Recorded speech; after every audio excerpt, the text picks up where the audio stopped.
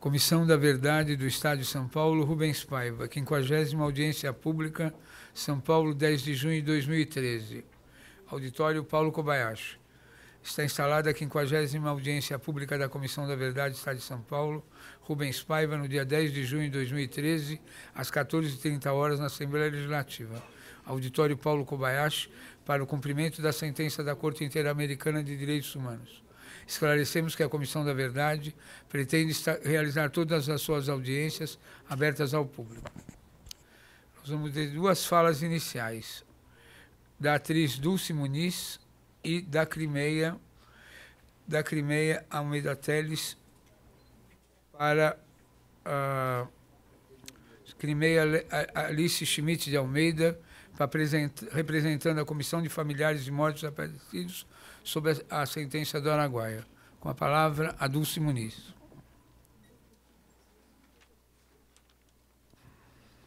A arte e a política, historicamente, sempre andaram juntas. E os direitos humanos também. Porque nós, os artistas, os cidadãos, aqueles que se interessam pela vida social de uma comunidade, consideram o direito à arte também um direito humano e um direito fundamental. Por isso, nada mais justo de que, na abertura dessa audiência de hoje, relembrar um grande artista que, desgraçadamente, não conseguiu suportar as agruras da vida e se matou. Torquato Neto, Marginalia 2. Eu, brasileiro, confesso minha culpa, meu pecado, meu sonho desesperado, meu bem guardado segredo, minha aflição. Eu, brasileiro, confesso minha culpa, meu degredo, pão seco de cada dia, tropical melancolia, negra solidão. Aqui é o fim do mundo.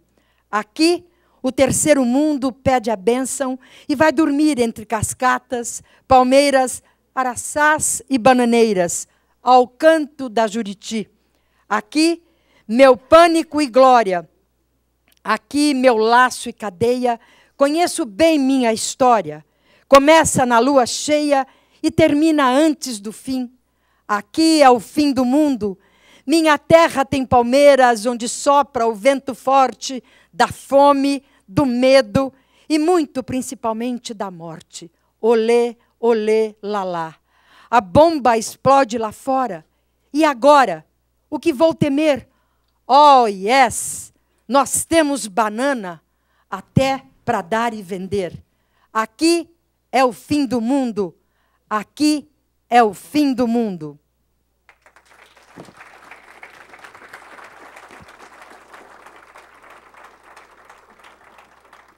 Crimeia, como proponente dessa ação, venha para a mesa e faça a apresentação do caso que os familiares, junto com o grupo Tortura Nunca Mais do Rio de Janeiro, fizeram no ano 2000 à corte.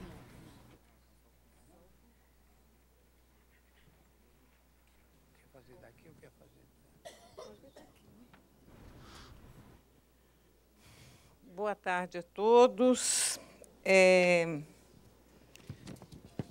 Essa sentença do Araguaia, na Corte Interamericana, ela obriga o Estado brasileiro a responsabilizar criminalmente os agentes da repressão pelas violações dos direitos humanos cometidas na região do Araguaia e se estende a mais do que Araguaia. Todos os desaparecidos brasileiros. Eu gostaria de agradecer à Comissão da Verdade do Estado de São Paulo pela publicação dessa sentença, que é eu acho que é muito importante para a formação da nossa sociedade, para que o nosso país comece a entender realmente o que são os direitos internacionais dos direitos humanos, né? As normas internacionais de direitos humanos.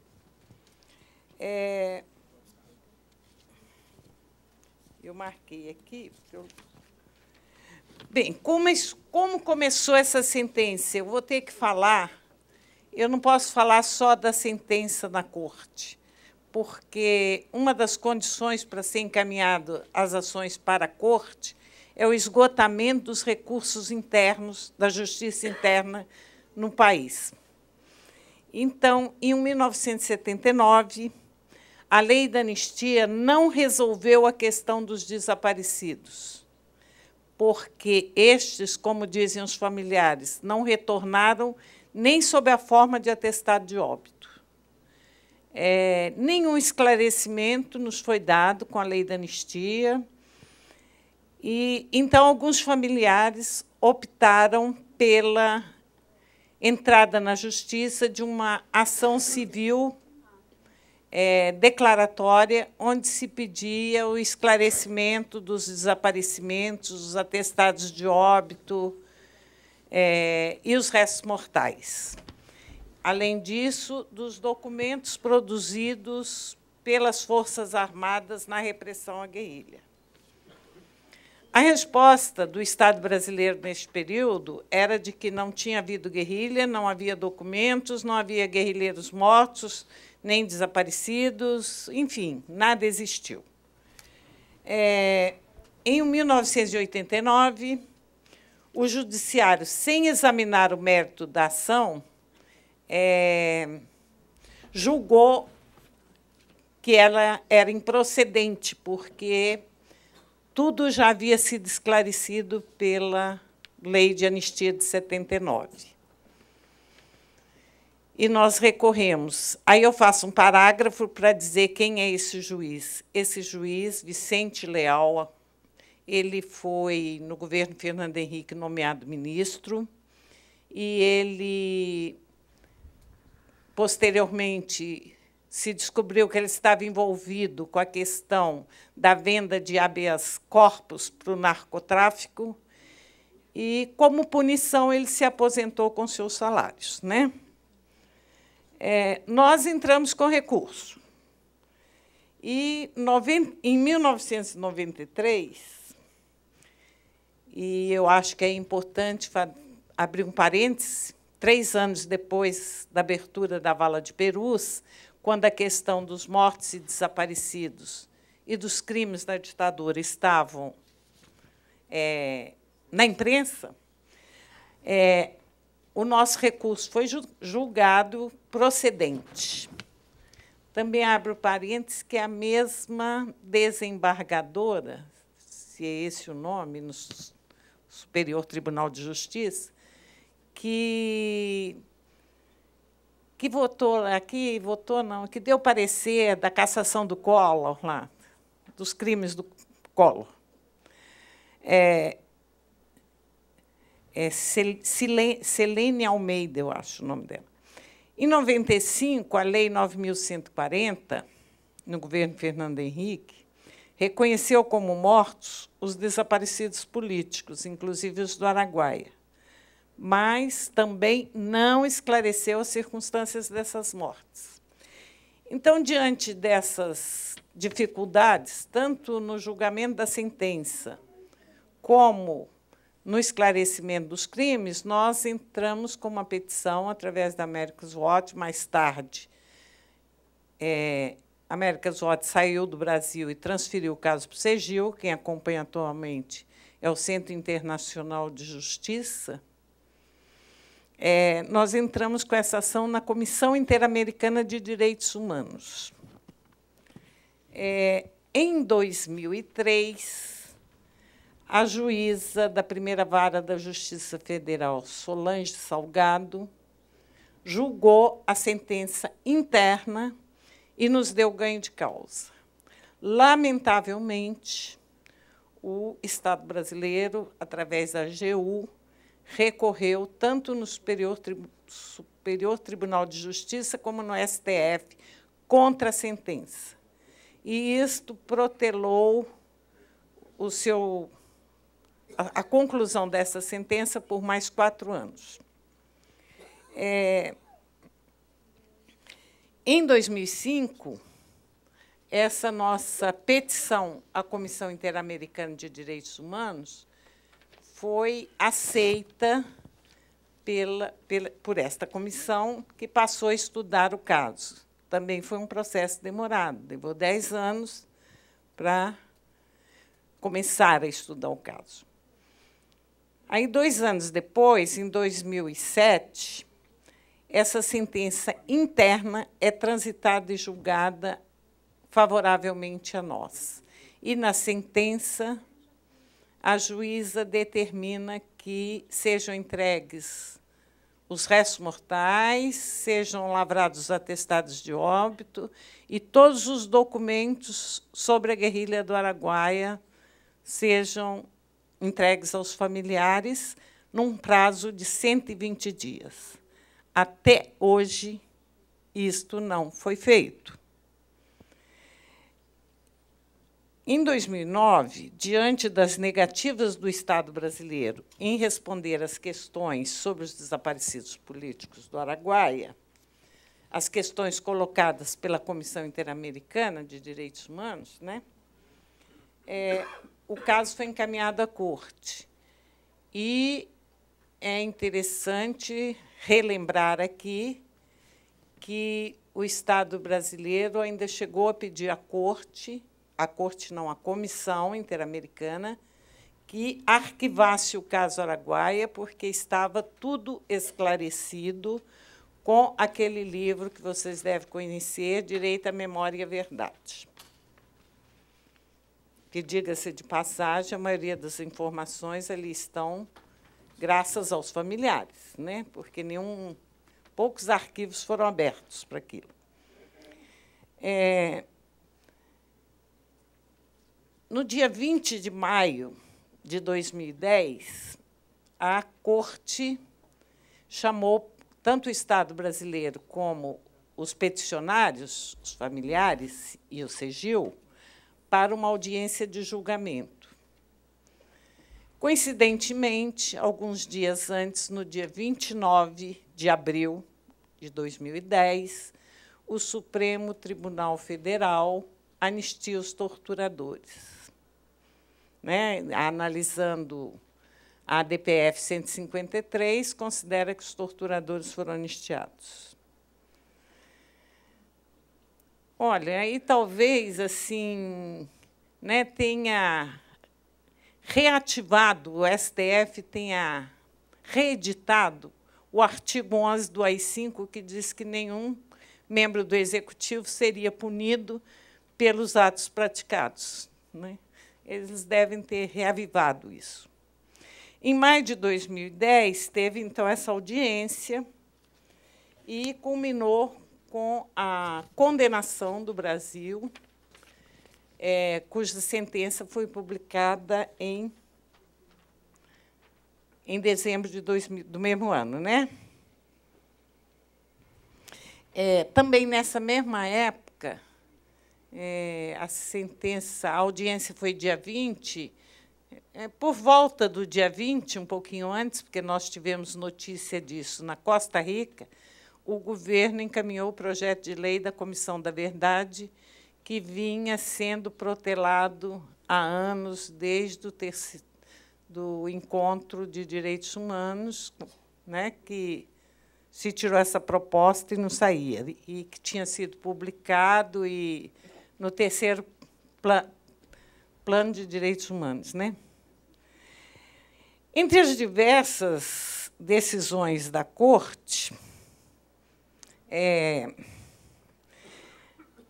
obriga o Estado brasileiro a esclarecer as circunstâncias dos sequestros, torturas, assassinatos e desaparecimentos, né, de militantes políticos, localizar seus restos mortais, responsabilizar criminalmente os agentes do Estado que cometeram tais crimes e que o Estado dispõe que o Estado brasileiro reveja sua posição de anistiar os torturadores.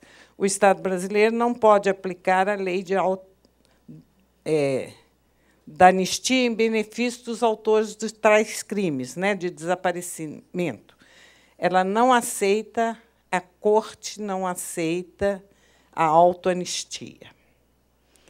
Recomenda também que o Estado brasileiro acelere o processo de tipificação do crime de desaparecimento forçado, que até hoje não foi feito. E, entre as outras decisões da Corte, é que o Estado brasileiro deve realizar ato público no qual reconheça sua responsabilidade diante de tais crimes.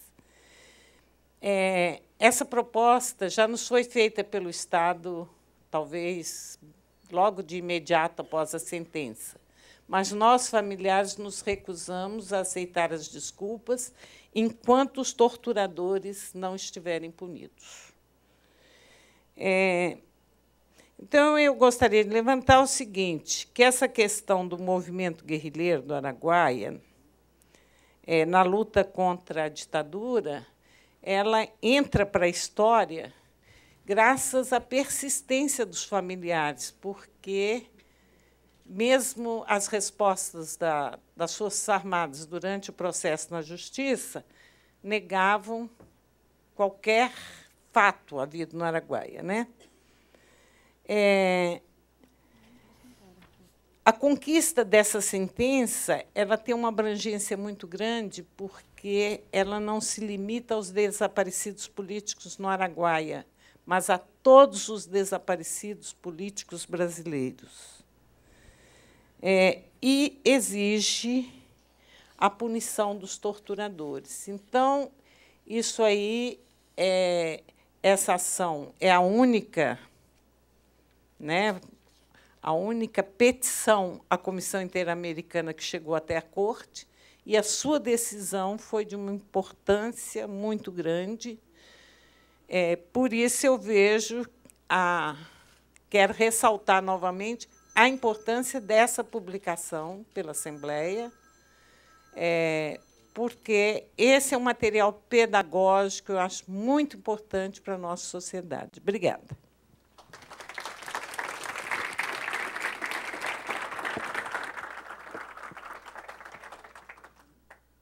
Parabéns, Climeia. Vamos compor a mesa? Doutora Rosa Cardoso, Comissão Nacional da Verdade, professor Fábio Conder Comparato, jurista e defensor de direitos humanos, professor Marlon Walcher, procurador da República, Belisário dos Santos Júnior, professor José Carlos Moreira da Silva. Vamos lá, doutora, por favor. Vamos lá. Professor Fábio.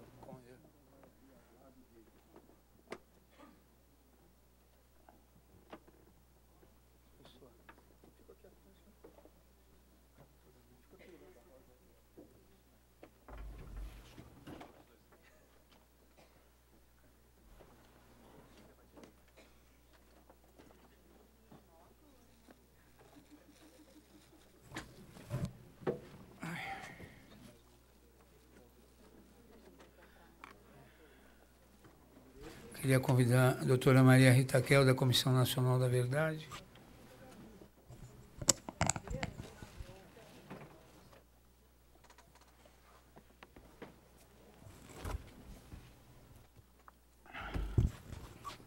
Com a palavra, doutora Rosa Maria Cardoso.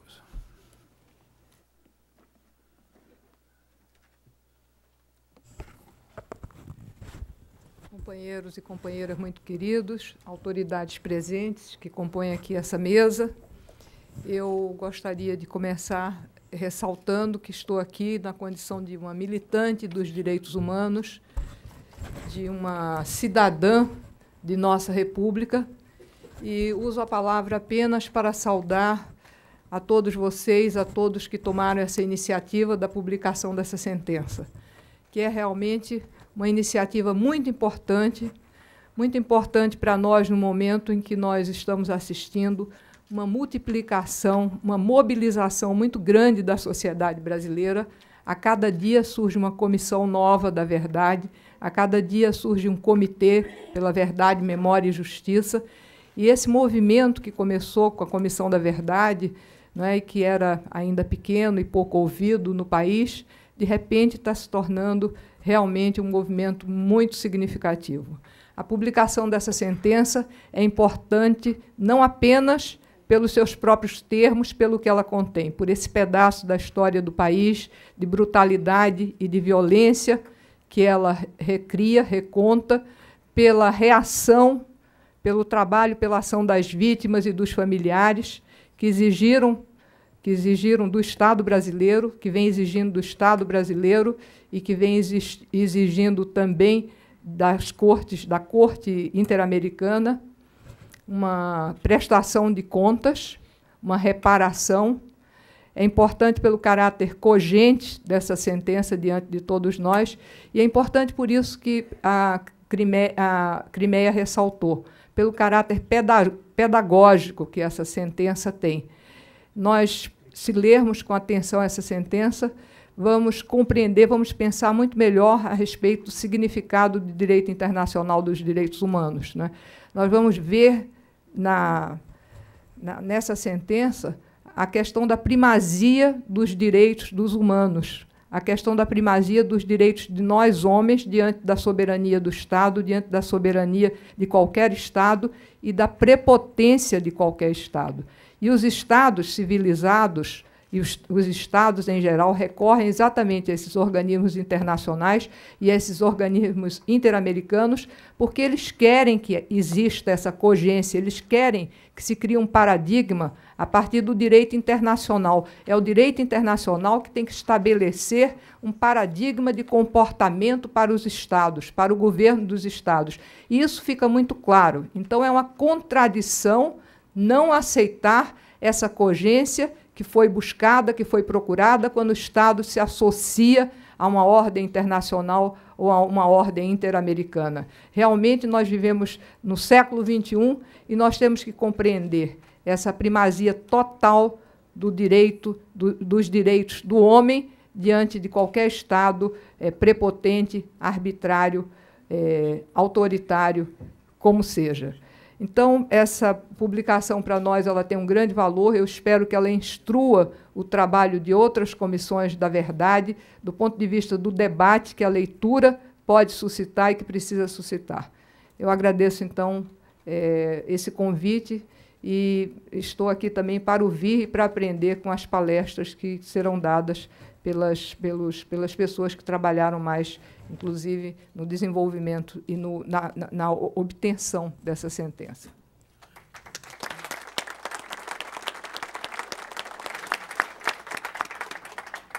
Por Fábio Conde Comparato.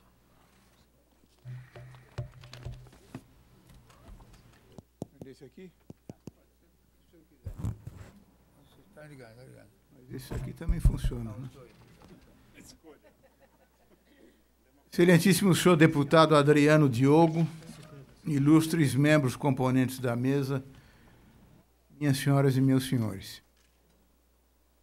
O que acontece hoje neste país não é novo, ao contrário, é a repetição, infelizmente enfadonha, de um descumprimento contínuo, sistemático, da regra de respeito à dignidade da pessoa humana. A Corte Interamericana de Direitos Humanos, na sentença que prolatou em 24 de novembro de 2010, condenou por unanimidade o Estado brasileiro graves violações de direitos humanos. E, em particular, julgou inválida, sem nenhuma eficácia, a chamada Lei de Anistia de 1979, por duas principais razões. Em primeiro lugar, porque no direito internacional não há anistia de crimes contra a humanidade, que são crimes contra a humanidade. Isso está definido desde as sentenças do Tribunal de Nuremberg, que julgou os criminosos nazistas ao final da Segunda Guerra Mundial.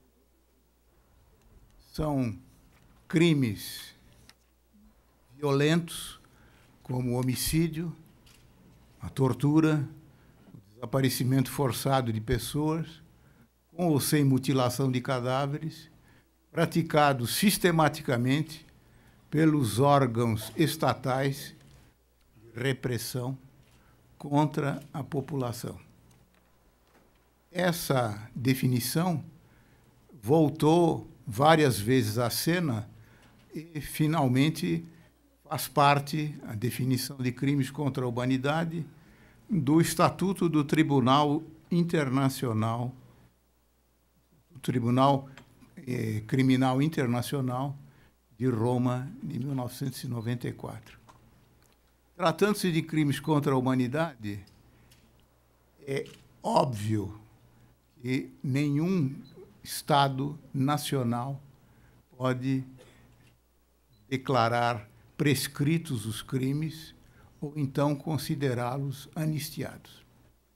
A segunda razão pela qual a lei de anistia brasileira, tal como interpretada pelo Supremo Tribunal Federal, foi julgada inválida, é que se tratou de uma autoanistia. O que significou isso? A partir de 1993, o segmento empresarial que caminhou de mãos dadas, para não dizer de beijo na boca, com a corporação militar desde 1964, começou a se manifestar contrário à manutenção dessa organização estatal da economia.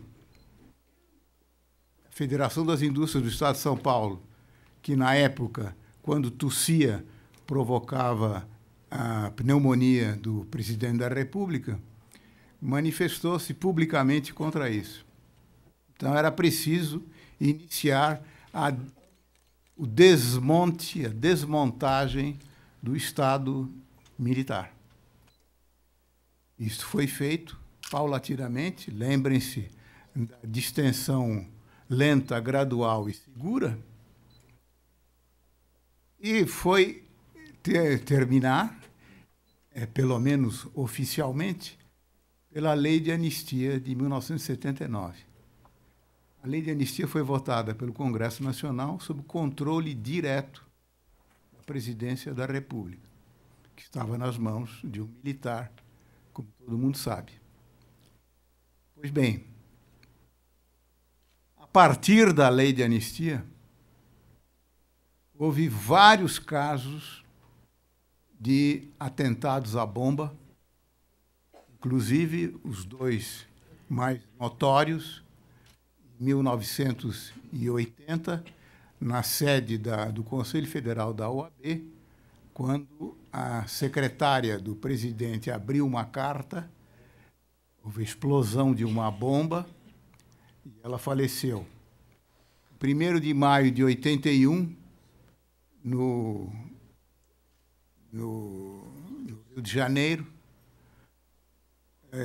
2 militares tentaram colocar bombas quando havia uma manifestação pública muito conhecida. E, além de criminosos, eles eram incompetentes, e essa bomba explodiu no colo de um deles, que morreu. Mas o outro, aquele que dirigiu o veículo, teve que responder a um inquérito policial militar. Esse inquérito policial militar concluiu pela inexistência de crime devido à lei de anistia. Ora, a lei de anistia terminou, os seus efeitos terminaram no dia 15 de agosto de 1979. Talvez o calendário da polícia, ou melhor, da justiça militar, estivesse um pouco atrasado.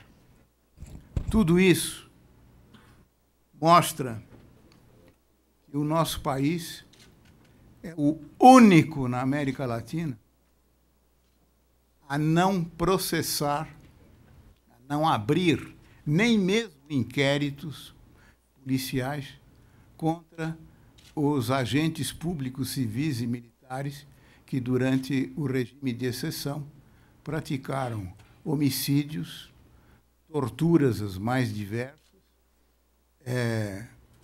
sequestro e desaparecimento de cadáveres, mutilação, muitas vezes, dos corpos, etc. Argentina, Chile, Uruguai, Peru e, ultimamente, a própria Guatemala resolveram iniciar processos criminais contra esses agentes públicos criminosos. Na Argentina, não digo que houve um milagre pelo fato do Papa ser argentino, mas mesmo antes disso, em 2005,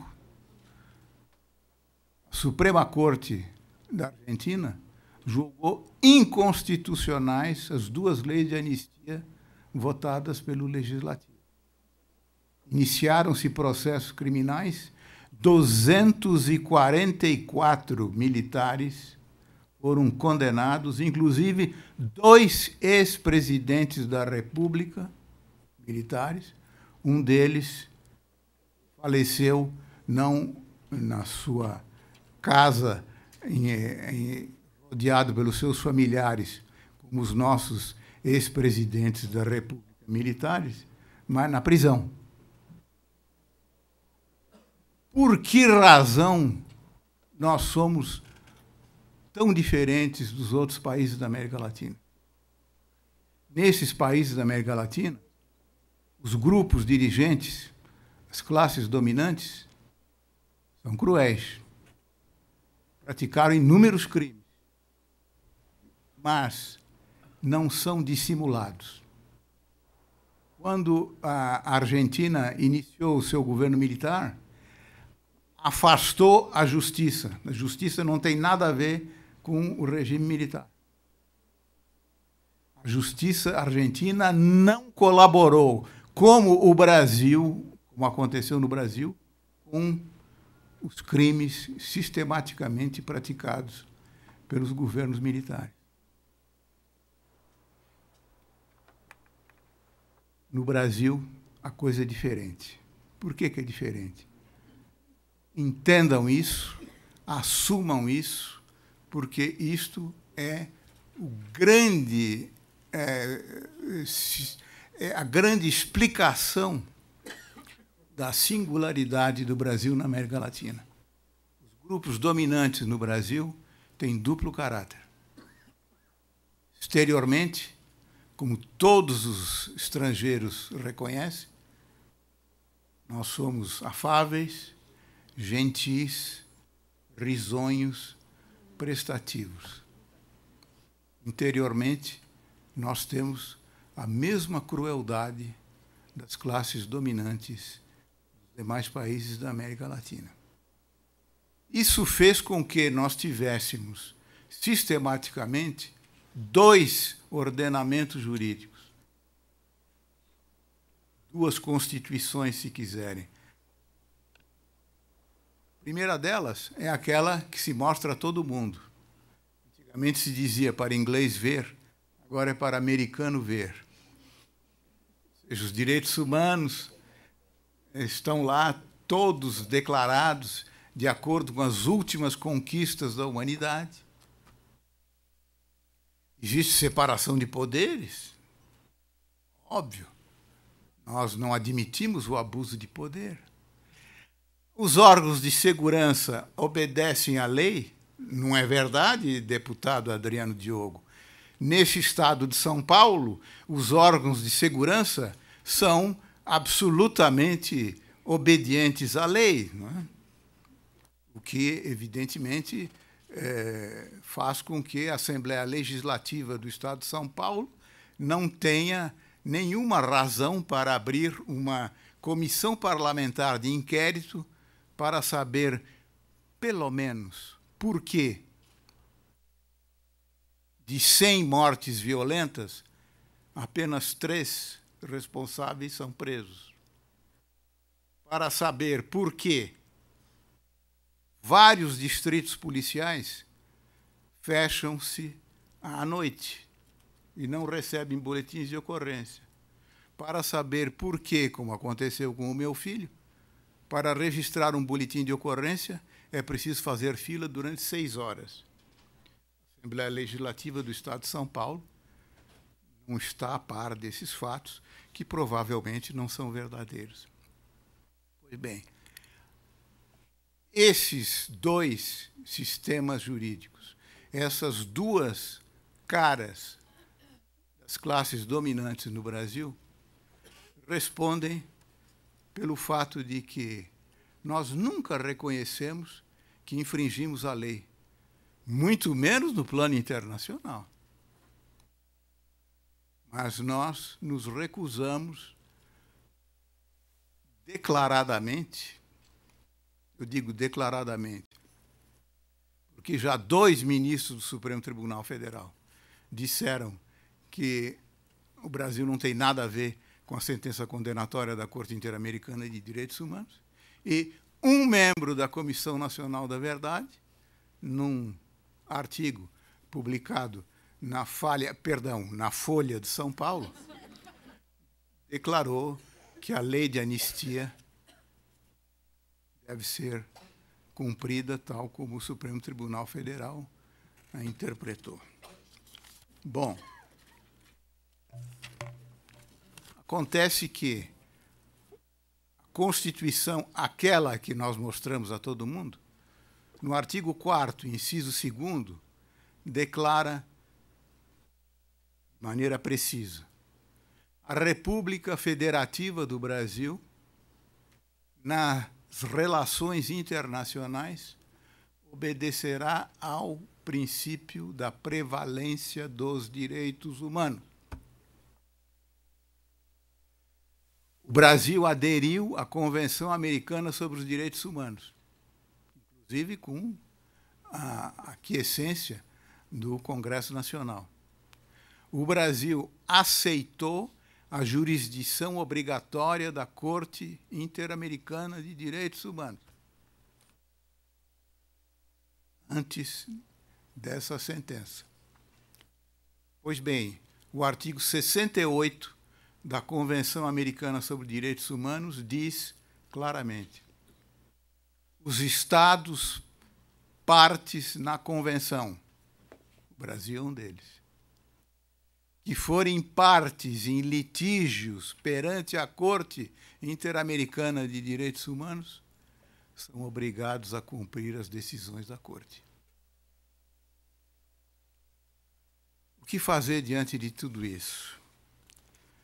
Talvez se possa dizer, como no poema de Manuel Bandeira, seria o caso de tocar um tango argentino.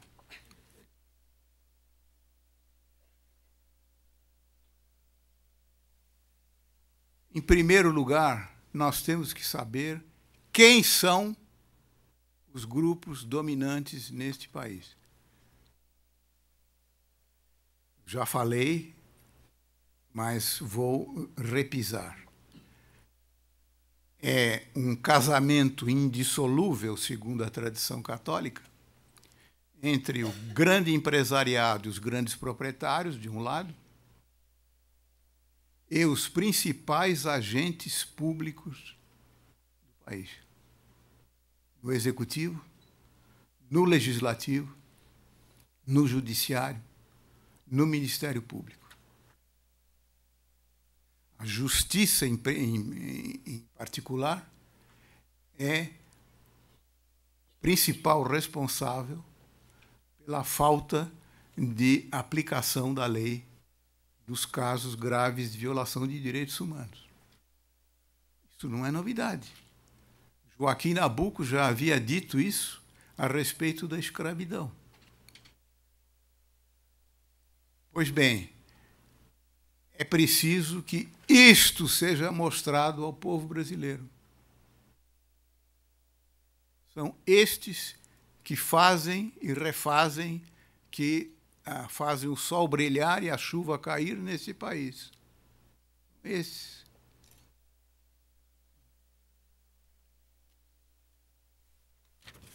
Como proceder em relação a eles?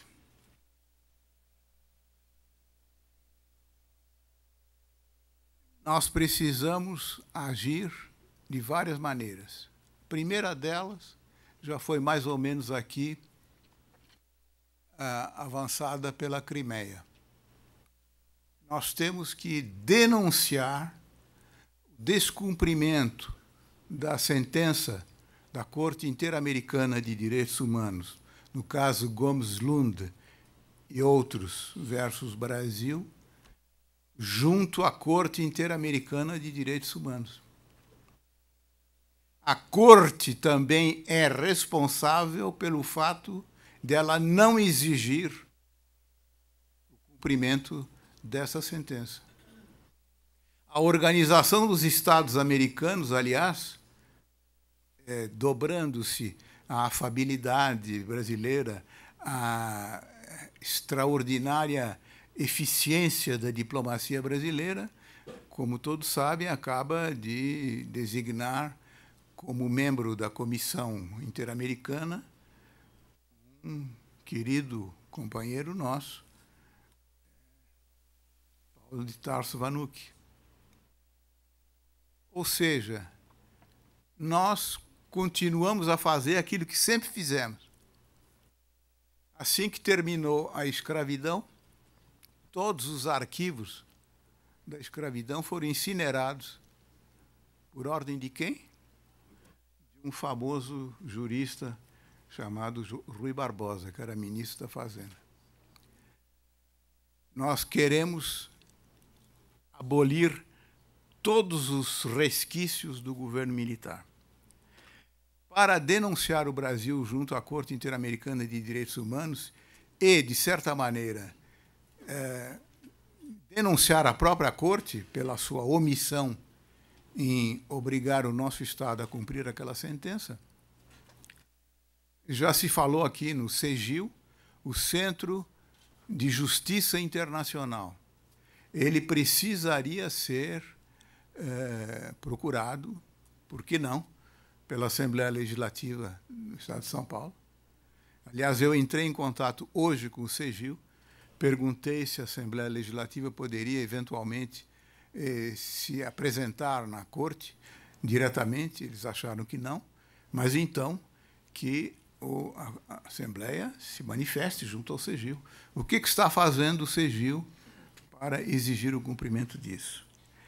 Nós precisamos, e eu quero me congratular com a Comissão da Verdade Rubens Paiva, da Assembleia Legislativa de São Paulo, nós precisamos exigir que a Comissão Nacional da Verdade enfrente este problema do descumprimento da sentença da Corte Interamericana de Direitos Humanos, mas que enfrente esse problema não com a venda nos olhos, com o capote na cabeça e pedindo para que todo mundo fale baixinho para ninguém ouvir. A Comissão Nacional da Verdade deve falar ao povo brasileiro para mostrar o que está acontecendo, mesmo depois de tudo isso que nós sofremos com o regime militar. E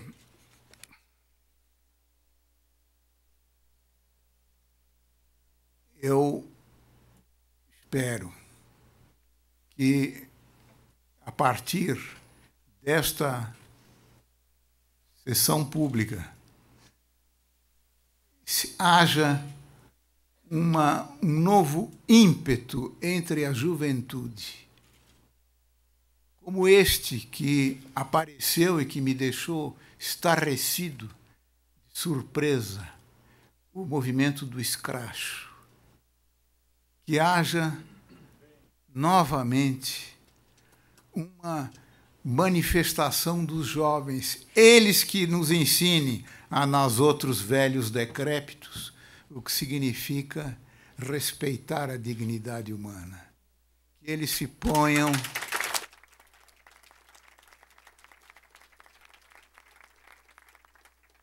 eles se ponham de pé novamente e mostrem, não só ao povo brasileiro, mas a todo mundo, que nós temos uma dignidade a respeitar e que nós, se Deus quiser, a respeitaremos. Viva o povo brasileiro!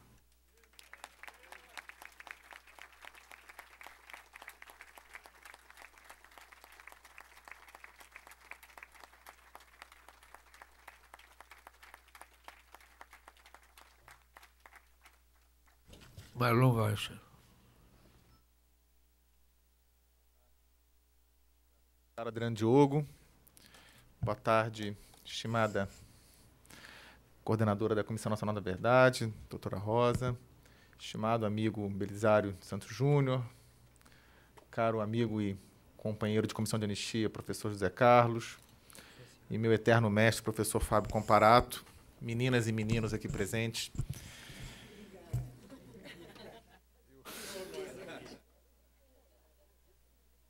Eu me incluo também nesse grupo, eu quero dizer isso. Então, por favor, não é bajulação para vocês, né? Eu tinha pensado em falar de dois aspectos e vou tentar ser bastante fiel a isso. Eu queria primeiro retomar do ponto que o professor Fábio Comparato comentou, e aqui um pouco talvez num aspecto jurídico, porque quando nós falamos de cumprimento da decisão da Corte Interamericana de Direitos Humanos, o que nós ouvimos, tanto da parte de juristas, magistrados, como da parte também de alguns políticos, é de que cumprir uma decisão de um tribunal internacional como a Corte Interamericana de Direitos Humanos seria uma forma do Brasil abrir mão da sua soberania, colocar o Supremo Tribunal Federal como uma corte inferior a um tribunal internacional, o que feriria a nossa soberania e o nosso orgulho patriótico como brasileiros. E, um pouco em decorrência disso, inclusive em decisões judiciais, esse tipo de declaração a gente ouviu, inclusive, de ministros do Supremo Tribunal Federal, né? Não nos autos, mas dadas perante a imprensa. E nos autos de processos judiciais nós temos visto a alegação de juízes, a última foi agora na semana passada no Rio de Janeiro, onde foi rejeitada uma denúncia do Ministério Público num caso de desaparecimento forçado, de sequestro, o primeiro do Rio de Janeiro, de que a decisão da Corte Interamericana seria uma mera recomendação de ordem praticamente moral, não jurídica, e que então não vincularia os juízes brasileiros e o judiciário brasileiro.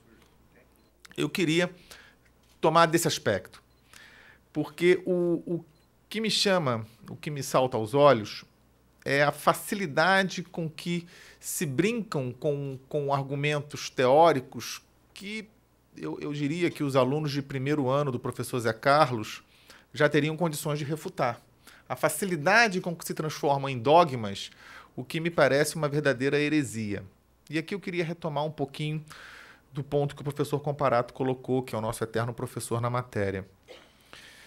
A Constituição brasileira, não só no artigo 4º, menciona que o Brasil deve pautar o seu relacionamento internacional com base na prevalência dos direitos humanos, mas no artigo 7º das disposições transitórias tem uma ordem, tem um mandamento que o povo brasileiro, através da sua Constituição, deu ao Estado, dizendo que o Brasil propugnará pela criação de tribunais internacionais de direitos humanos.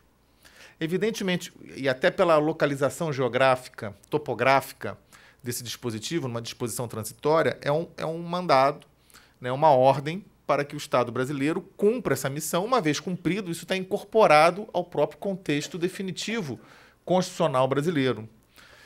E o único Tribunal Internacional de Direitos Humanos ao qual o Brasil pode se filiar e que deveria se filiar é justamente a Corte Interamericana de Direitos Humanos. Nós não temos um tribunal de âmbito universal para todas as matérias de direitos humanos. Nós temos um indireto, que é na matéria criminal, que é o Tribunal Penal Internacional, ao qual também o Brasil se filiou, né, com a aceitação do Estatuto de Roma.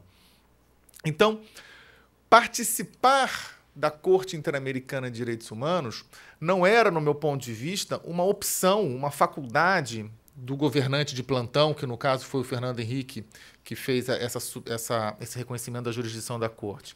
Essa era uma decisão da Constituição brasileira, que vinculava como poder constituinte, que obrigava os poderes constituídos a adotarem as providências formais para que o Brasil, então, fizesse parte desse corpo internacional de proteção dos direitos humanos. Esse é um primeiro aspecto. Então, longe de ser um ato que viole soberania, que viole a autoridade do Supremo Tribunal Federal Brasileiro, que é dado também pela Constituição, participar do sistema interamericano de direitos humanos com o reconhecimento da jurisdição da Corte é o cumprimento de uma obrigação colocada na própria Constituição Federal de 1988. Mas não é só isso. O Brasil decidiu participar do sistema da Convenção Americana sobre Direitos Humanos, tardiamente, evidentemente, em função da própria ditadura militar, respeitando integralmente o processo previsto na Constituição brasileira, que prevê, primeiro, um ato, né, de assinatura da Convenção pelo chefe do Poder Executivo, depois um processo de aprovação, de ratificação desse ato pelo Congresso Nacional, que precisa votar, então, a aceitação dessa convenção, e, finalmente, pela edição de um decreto presidencial dando força interna a esse ato, a esse processo internacional, e o depósito das assinaturas, nesse caso perante a OEA, confirmando a ratificação da convenção. E o Brasil fez isso com relação à Convenção Americana, e nós não temos nenhuma notícia de que haja um vício de procedimento, um chamado vício formal, que pudesse se dizer, olha, foi inconstitucional a forma como o Fernando Henrique reconheceu, né, como ratificou a Convenção Americana, ou posteriormente reconheceu a jurisdição da Corte Interamericana de Direitos Humanos para atos ocorridos após 10 de dezembro de 1998. Não se tem nenhuma, na análise desse processo, você não tem nenhum elemento que diga que os poderes constituídos, aqui no caso, Presidência da República mais Congresso Nacional, tivessem faltado com respeito à Constituição em algum momento nesse processo. E mais, eu não conheço nenhuma alegação de que o Presidente da República ou o Congresso Nacional tenham adotado a providência de participar do sistema interamericano sob pressão de uma potência estrangeira, que pudesse, então, estar afetando a soberania do ato de reconhecer a Convenção Americana sobre Direitos Humanos. Porque aí poderíamos falar, olha, respeitar agora a Convenção viola a soberania porque o ato de participação, de adesão ao sistema, foi maculado, era viciado na sua origem, porque estávamos sendo pressionados, por exemplo, pelos Estados Unidos, para que entrássemos no sistema interamericano de direitos humanos. Estados Unidos que não participa, diga-se aqui de relevo, do sistema interamericano de direitos humanos, assim como o Canadá. Esse sim, talvez pela pressão norte-americana, né? Então, não se percebe aonde esse conceito de soberania poderia estar envolvido. Pelo contrário, eu tenho plena convicção de que os atos de participar do sistema interamericano de direitos humanos foram atos soberanos do Estado brasileiro, através daqueles a quem a Constituição conferiu essa atribuição, essa competência, esse poder de falar em nome do Estado brasileiro. Então, esse argumento me parece extremamente falacioso e um argumento muito pueril, né, de que pode convencer, eventualmente, aquelas pessoas mais desinformadas sobre o que é soberania, sobre o que é patriotismo e sobre o que é o sistema interamericano de direitos humanos. E mais me preocupa é essa reação do Poder Judiciário brasileiro, porque vai nos colocar numa posição muito desconfortável, juridicamente, pelo menos. O que acontece? Como também o professor Comparato comentou, um dos dispositivos da Convenção Americana é o artigo 68.1, que diz que os Estados-partes se comprometem a cumprir integralmente as sentenças da Corte Interamericana nos casos em que forem parte. E é exatamente o que acontece no caso do Gomes Lund, né?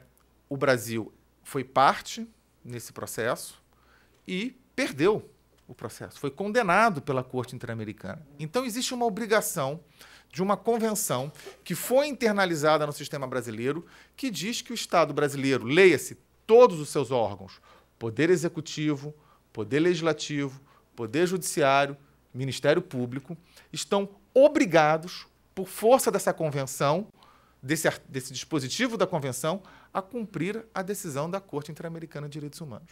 Eu só vejo uma única solução para que um juiz diga que não vai cumprir uma decisão da Corte Interamericana de Direitos Humanos.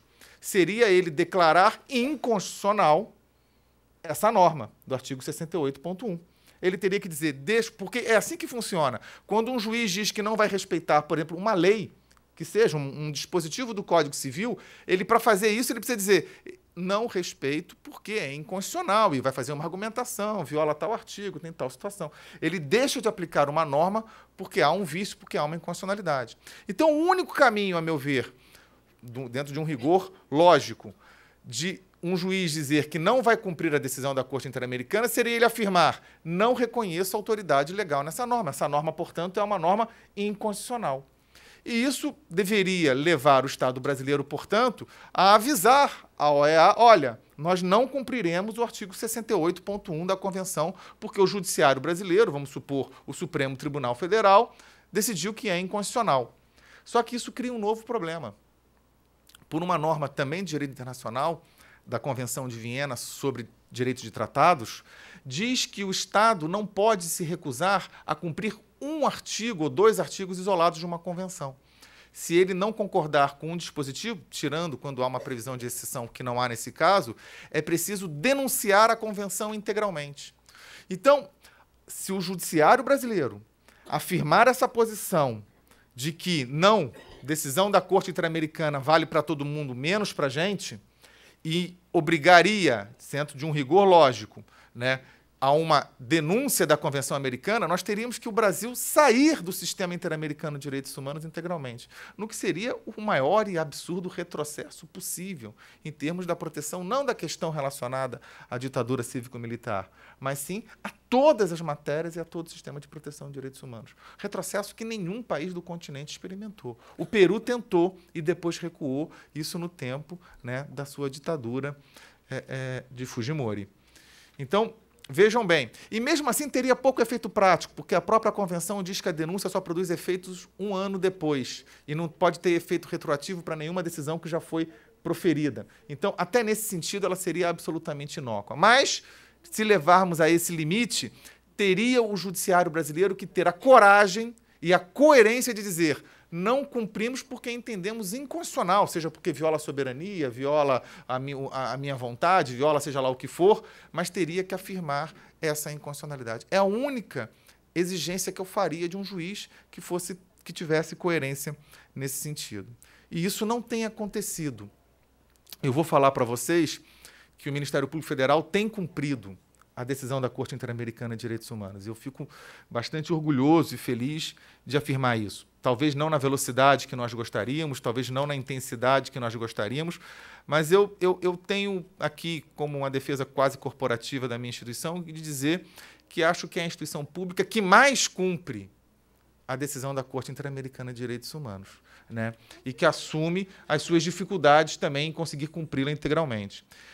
Desde a decisão da Corte Interamericana, que antes da decisão sair, nós tínhamos muita dificuldade interna, e eu falo isso como um dos procuradores, ao lado da doutora Eugênia Augusta Gonzaga e outros colegas, como o doutor Ivan Marques, que começamos a trabalhar isso ainda bastante antes da decisão da Corte Interamericana.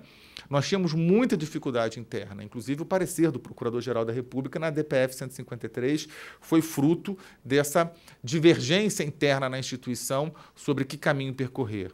Mas depois da decisão da Corte Interamericana de Direitos Humanos, nós conseguimos que os dois principais órgãos relacionados ao tema, que é a coordenação criminal e a coordenação de direitos humanos, firmassem por escrito, em mais uma oportunidade, que não se discute mais o que está por trás da lei de anistia, o que está por trás das regras de prescrição. Há uma decisão de uma Corte Interamericana ao qual o Estado brasileiro é vinculado. E isso inclui os órgãos do Ministério Público Federal a ser cumprida. Ponto. É uma questão de reconhecer a autoridade da Corte. Mais ou menos como fez a Suprema Corte Argentina num outro caso. A Corte Interamericana, a meu ver, também erra de vez em quando. Houve uma decisão, que eu não vou lembrar muito detalhes, mas onde a Corte Interamericana condenou a Argentina num caso onde todo mundo achava que não deveria ser condenado. A Suprema Corte Argentina falou, olha, nós discordamos da decisão, a decisão tem esses defeitos, mas é uma decisão da Corte Interamericana de Direitos Humanos, tem que ser cumprida, enquanto não se alterar essa decisão.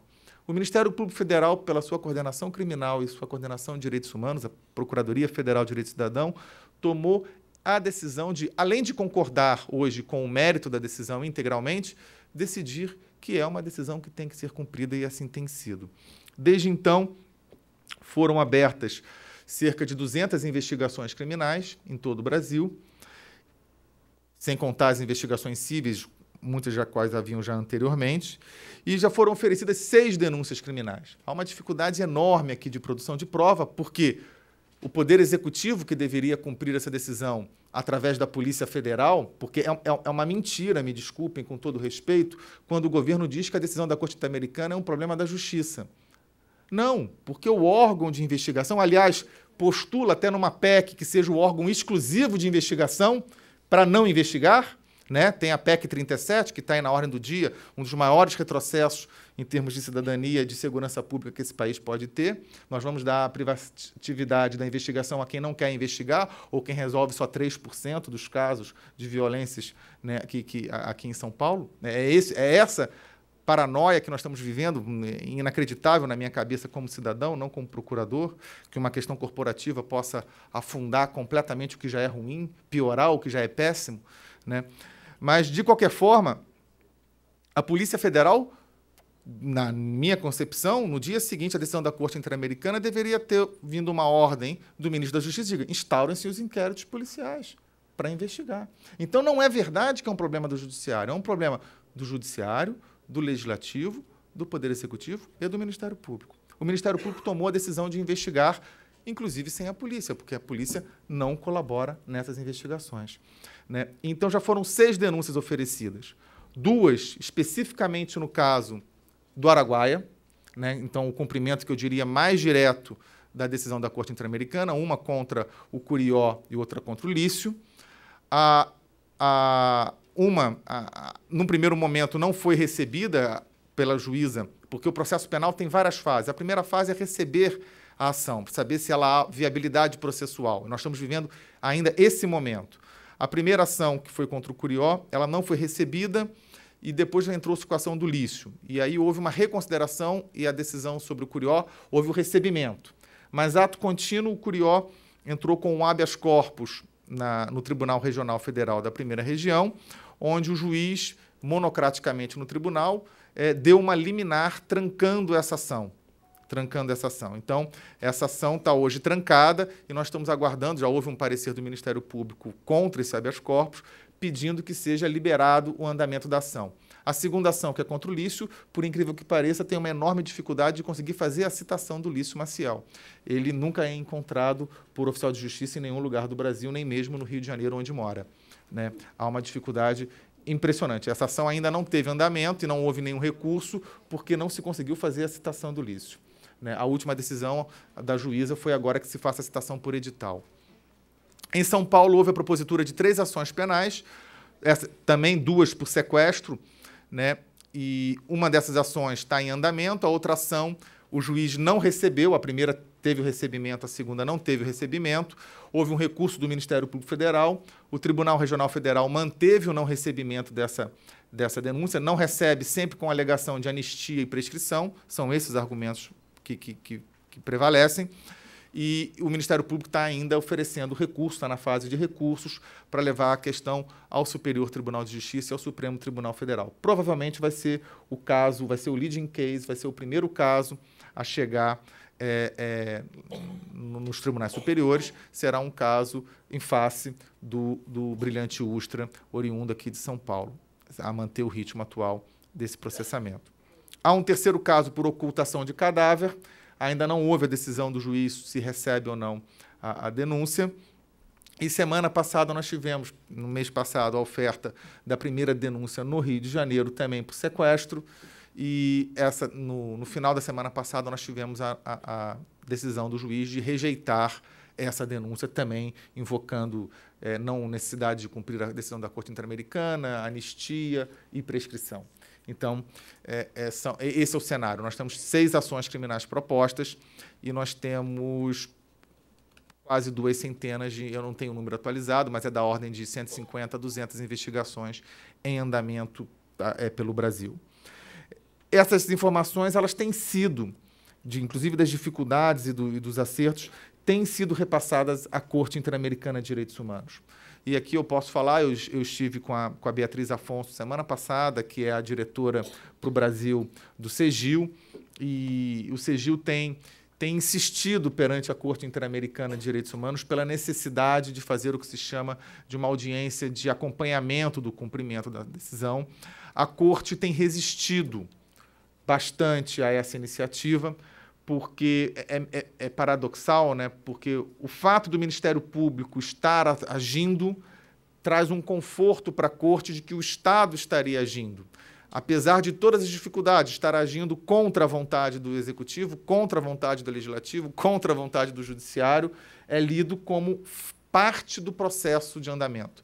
A gente compara com o Uruguai, onde experimentou recentemente um retrocesso, o caso Guelman, que foi julgado depois de Gomes Lund, já houve audiência de acompanhamento, porque o Uruguai está vivendo um retrocesso, né, em função de antes admitir a jurisdição criminal e agora não está mais aceitando a jurisdição criminal. Então, ali a Corte achou que era um caso emergencial e marcou e fez uma audiência de acompanhamento ainda nesse primeiro semestre e soltou uma sentença de acompanhamento em cima desse caso. Então, eu queria dizer que me parece que aqui um acompanhamento bastante acurado por parte do CEGIL em relação ao cumprimento e à tentativa de convencimento da Corte Interamericana sobre a necessidade de vigiar mais de perto. Até porque há uma questão importante que os juízes brasileiros estão se sentindo na autoridade de dizer, de analisar a decisão da Corte Interamericana para dizer que ela transbordou da sua própria competência, né? E isso também é uma coisa que o professor José Carlos ensina para os seus alunos no primeiro ano, que é um princípio que quem fala sobre a sua competência é a própria Corte.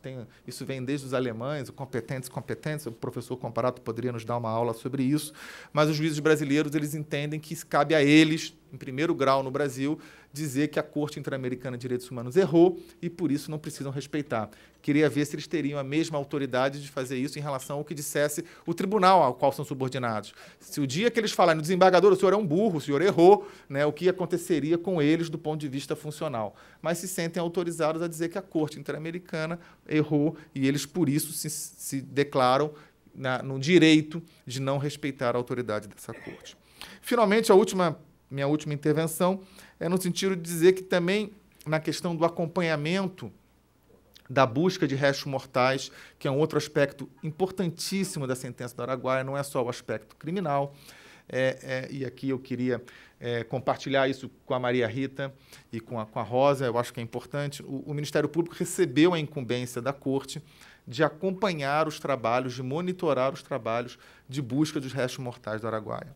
E nós liberamos agora, semana passada, um relatório, depois de 2 anos de acompanhamento dessas atividades, e também não é nada auspicioso a avaliação que o Ministério Público Federal faz sobre os esforços que o Estado brasileiro desempenha nessa tarefa. O Estado brasileiro gasta, para variar, muito dinheiro com pouquíssimo resultado, com pouquíssima eficiência. E todas as tentativas que o Ministério Público Federal fez e os familiares, através do CEGIL, fizeram de tentar sugerir alterações para trazer eficiência e eficácia para o trabalho de busca desses restos mortais, a matéria esbarra em todo tipo possível e imaginário de justificativas burocráticas, administrativas, ou, na verdade, o que nos parece de incapacidade de se tomar decisões que sejam fruto de uma vontade política de efetivamente cumprir a decisão da Corte Interamericana de Direitos Humanos. Existe a barreira muito forte dos enclaves autoritários, dos resquícios autoritários dentro da estrutura do Estado brasileiro. E aqui eu penso que a Comissão Nacional da Verdade está desempenhando um papel fantástico em conseguir apontar, em conseguir dar luz, em conseguir tentar quebrar essas barreiras desses enclaves autoritários que resistem a cumprir os nossos valores mais básicos do ponto de vista democrático, do ponto de vista republicano, do ponto de vista da transparência e da luz que a Constituição brasileira trouxe à sociedade brasileira. Então, é uma luta persistente e nós vamos, evidentemente, encaminhar esse relatório imediatamente à Comissão Nacional da Verdade, ao mesmo tempo que será encaminhado para os ministros de Estado responsáveis por essa atividade, porque é preciso avançar muito mais no cumprimento da sentença da Corte. O Estado brasileiro faz pouco pelo cumprimento da sentença da Corte. No mínimo, se essa era uma questão do Judiciário, se esperava que, pelo menos, o Advogado-Geral da União, o Poder Executivo, pelos seus ministros responsáveis, manifestassem ao Judiciário brasileiro que entendem que uma sentença da Corte é para ser cumprida. Especialmente agora, onde uma pessoa muito vinculada ao governo anterior e ao próprio partido, né, que está no poder, agora passa a ser membro da Comissão Interamericana de Direitos Humanos. Nós esperamos, e eu acho que nós temos a legitimidade de cobrar de que haja uma postura muito mais ativa no sentido de fazer valer esses mandamentos do Sistema Interamericano de Direitos Humanos. Muito obrigado, deputado.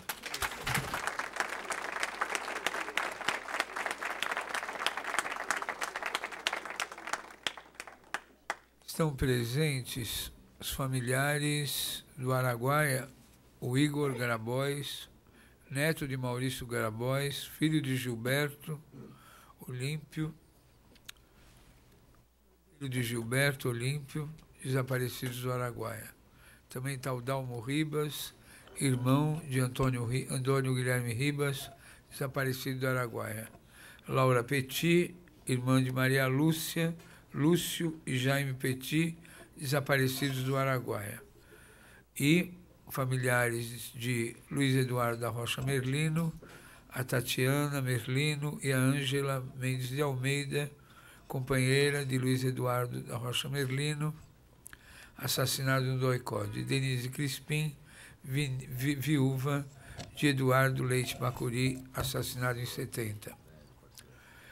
Estão aqui presentes também, que eu queria citar, nesse breve intervalo, antes do Dr. Belisário e o professor José Carlos falarem, o Expedito Solanei, o coordenador nacional da Comissão da Verdade da CUT, Dr. Eduardo Valério, Conselho Consultivo, promotor de Justiça e Direitos Humanos, professor Plínio Gentil, do PSOL de São José do Rio Preto, professor da Faculdade de Direito da Fundação Padre Albino de Catanduva, Paulo Bacarim, procurador legislativo-chefe da Câmara Municipal de São Paulo, da Comissão Municipal da Verdade, que deixa um convite para que vão entregar o relatório final da comissão de maio a dezembro de 2012, no dia 21 de junho de 2013, às 19 horas, da comissão Vladimir Herzog.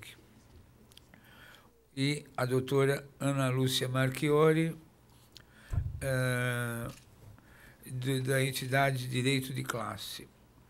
Depois eu vou estar a Fernanda Azevedo, o Luiz Nunes, o Roberto Mello, setorial jurídico do PT, o Rodrigo Frateschi, do setorial jurídico do PT, o Gustavo Reis, representando a Defensoria Pública do Estado de São Paulo, a Lira Ali, do Levante Popular, a Aline Bailo, da Federação Nacional dos Estudantes do Ensino Técnico, Lucas Marcelino, presidente do DCE das Faculdades Oswaldo Cruz e representante da União Juventude e Rebelião, o Cícero do Crato, dirigente regional do MST, o Zé Damião, procurador aposentado do Estado, o Padre Geraldo, Comitê pela Memória e Verdade, está o nosso amigo Anivaldo Padilha, está o José Luiz Baeta, da Comissão da Verdade de Santos, está o Rabino Gilberto Venturas, está o Israel Gonçalves, representando o presidente da Câmara de Limeira, da Comissão da Verdade, o vereador Ronei Costa, a Silvana Fernandes Lopes, da Unesp de Rio Preto, e o último é que o Centro Acadêmico da História da USP vai ser rebatizado com o nome Luiz Eduardo da Rocha Merlino, no dia 19 de junho, no Auditório de História, às 18 horas. Com a palavra, doutor Belisário. Com a palavra, doutor Belisário. Bom, boa tarde a todas as minhas amigas, meus queridos amigos, Adriano, Zé Carlos, Rosa, Fábio e Marlon, Maria Rita e tantos outros queridos amigos. A minha fala começa pelo comercial, né, porque depois pode não dar tempo.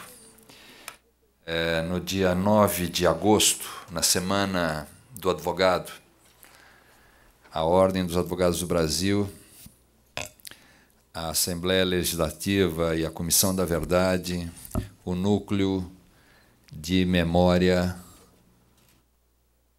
dos Ex-Presos Políticos e Resistência, o Ministério Público Federal, a Comissão da Verdade, vão invadir o prédio da Justiça Militar na Avenida Brigadeiro Luiz Antônio com...